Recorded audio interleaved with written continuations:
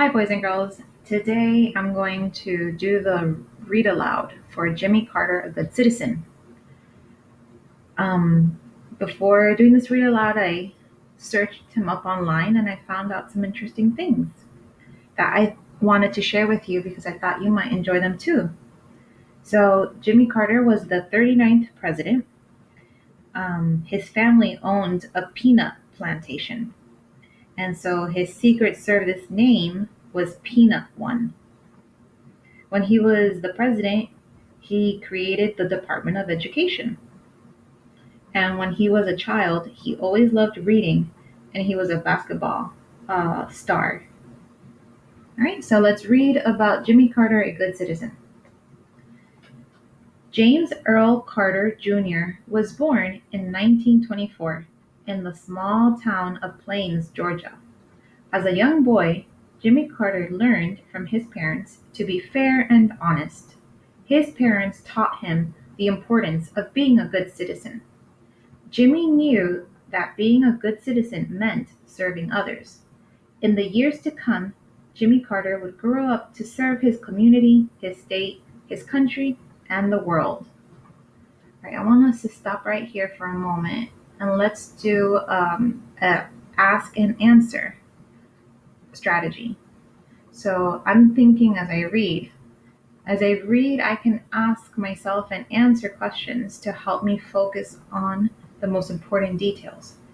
I can ask myself, like, what are some of the lessons that Jimmy Carter learned from his parents? This helps me think about what I read and remember what I'm reading. All right, I'm going to continue reading. From President to Peace Prize. In 1976, Jimmy Carter was elected President of the United States. As president, Carter worked tirelessly to find peaceful solutions to conflicts around the world. He looked for ways to end hunger and poverty in poor countries. He worked for justice and fairness for all people. After he left office, the former president opened the Carter Center in Georgia. The center's mission is to bring peace to the world, and they work to help people who are in need. In 2002, Jimmy Carter was awarded the Nobel Peace Prize. Carter earned this award because he worked for peace and justice. At that time, only two other US presidents had won that award. All right, I'm going to stop here and let's do a think aloud. So, I wonder, as I read this section, I can check my understanding by asking questions about Jimmy Carter. When was Jimmy Carter elected president?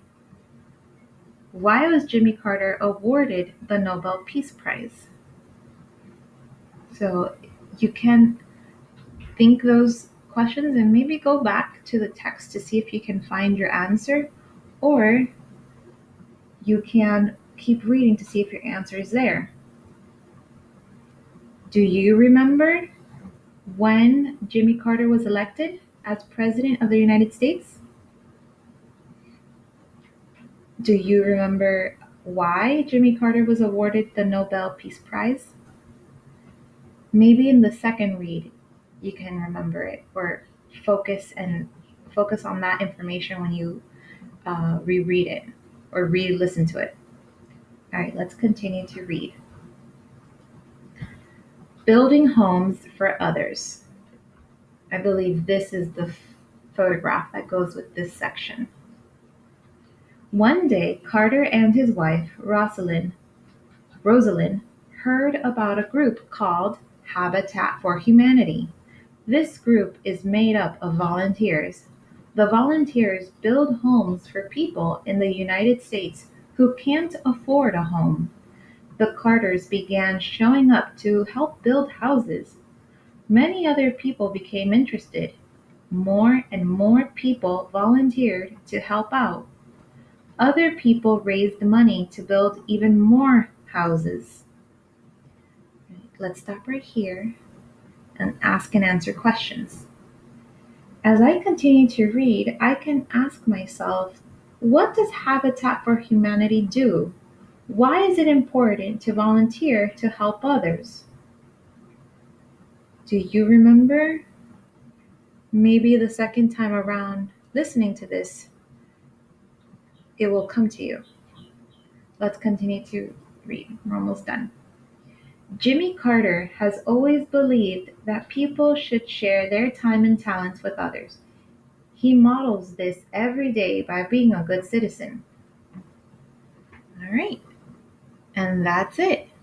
And Jimmy Carter is still alive today. His birthday is October 1st, 1924. How old is he? Let me know if you figure it out.